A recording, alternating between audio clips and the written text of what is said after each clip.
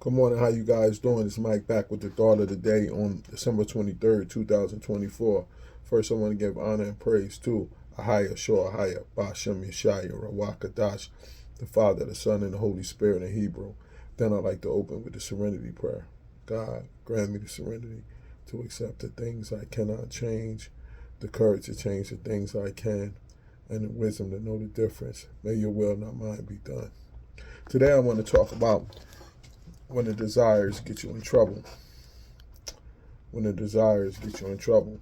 I'm reading from the 12 and 12, the 12 steps in the 12 traditions. And yesterday I went to a meeting where they was doing some step forward work and came across a paragraph that hit me in the gut. And want to read it and talk about it a little bit. It says, if there was no social instinct, if men cared nothing for the society of one another, there would be no society. So these desires for sex relations, for material and emotional security, and for companionship are perfectly necessary and right, and surely God-given. Yet these instincts, so necessary for our existence, often fail to seek their proper functions. Powerfully, blindly, many times subtly, they drive us, dominate us, and insist upon ruling our lives. Our desires for sex, for material and emotional security, and for an important place in society often tyrannize us. When thus out of joint, men's desires cause some great trouble. Practically all the trouble there is. No human being, however good, is exempt from these troubles. Nearly every serious emotional problem can be seen as a case of misdirect instinct. When that happens, our natural assets, the instincts, have turned into physical and mental liabilities. Wow. Wow. So God gives us certain instincts to be able to do things, to be able to have things, to be able to have sex, to be able to gain some material things, be able to get emotional comfort. But we take it too far and we want to have it all.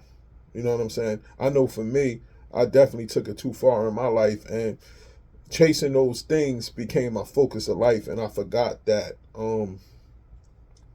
what God brought me here for, which was to serve Him, to find my purpose, and go out and serve Him and do what I need to do to Him.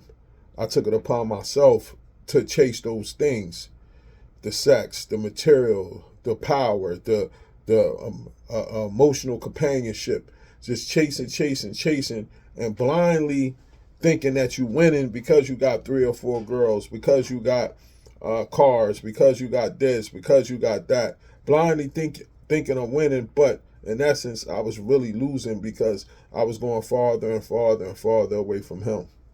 You know what I'm saying? And when you look at it and you rewind all of the troubles, most of the troubles come from chasing those kind of things. You know what I'm saying? Chasing those kind of things. You know what I'm saying? The baby mama drama, the fighting, the arguing, the cheating, the adultery, all of that stuff comes from because one woman wasn't enough. One woman wasn't enough. You wanted more. You know what I'm saying? The reason you couldn't stay in that relationship because you desired something else. You know what I mean? You got some material things. Now you got to have 10,000 of the same thing over and over again because the material things wasn't enough. Now you got a whole closet full of clothes, a whole closet full of this, a whole closet full of that, bags and jewelry and this and that hole in the soul is still there. And now people get in debt because they got all of this stuff, but the whole of the soul is still there. You know what I mean? And the power, a place in society wanting to move up. People joining different organizations and groups wanting to move up, not understanding what kind of pact they done signed with the other side. What kind of pact they done signed with Satan, joining different organizations and groups and this and that, trying to get prestige and move up.